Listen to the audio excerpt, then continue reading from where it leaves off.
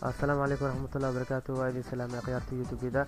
marka waxaan rabnaa inaan kuusoo barino sida u isticmaalayna barnaamijka hadduu desktopka kaa noqdo shaashadiisa madow oo sida hadda kale UMI Victim software kusoo baxo kadib hadda waa ka saarayna marka dabcan computerkaaga marka waxaa internetkaaga fur oo browserka isticmaalaysid fur oo hadduu Firefox iyo hadduu yahay Google Chrome hadduu yahay Opera waa kan hadda waa furnay bis ku qor remove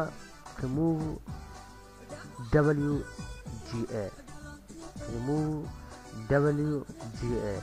طبعا marka ku qortid Google search ku dhufo kadib linki ugu koowaad waa ku download removing 1.5 free ku dhufo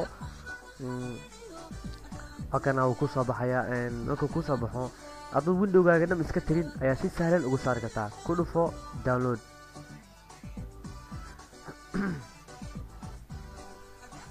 kadib marka download ku dhufatid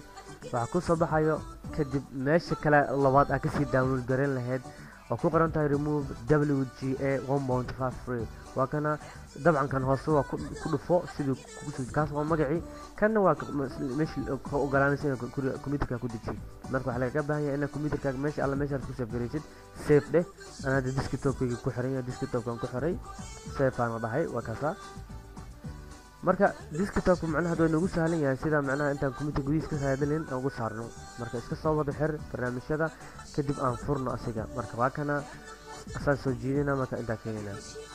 kadib open marka dhahdid wuxuu ku sheegayaa computerkaaga inuu active gareeyo barnaamijkan oo ask for the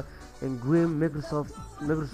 Creation software marka waxa dhahdaa ma ka saaraa ku dhahay yes dheh ku dhufo yes do you wish to remove yes isla markaa yes dhahdo wuxuu ku leeyahay computerkaaga restart ma ku sameeyaa oo do you want to reboot now yes macnaha waa inuu dib computerka ka saaro barnaamijkan computerka dabcan uu istamina wuxuu ka codsanaa inaad markaas dhahdid okay ku dhufo siduu dib computerka ugu soo shidmo okay marka dib u soo shidmi doono marka waxa ogaanay hadda computerkayga start uu aadaa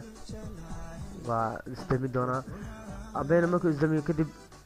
waka dib ayaan kugu tuso doonaa barnaamijka hadana marka sida ugu saari doono dabcan marka dib u soo shidmo computerka kadib shaashada uu ka baxay marka fiiri waa kan hadda meesha ka saarna waa ka baxay marka hadda shaashada background waa saara kartaa waa kugu sahlanta inaad background saaratid marka hadda fiiri computerka windowgan iskama tirin barnaamijkana waa iga baxay adigu si sahlan ugu saartay marka waa barnaamij ku sahlaya inuu soo dhaqso ma ka saaro marka hadda aniga fiiri background oo saarna background kana saara right click aan leeyahay set as desktop background aan ku dhufanaya sida magaca kugu muuqata meeshaba isla markii background kan kugu soo baxa computerkan iskama tirin windowgan iskama tirin barnaamijkana dib ugu soo shubeysid oo rafaadkaas computerka si sahlan u saari kartaa marka waa barnaamij ku sahlan inaad ka saartid. Assalaamu calaykum wa rahmatullahi wa barakaatuh.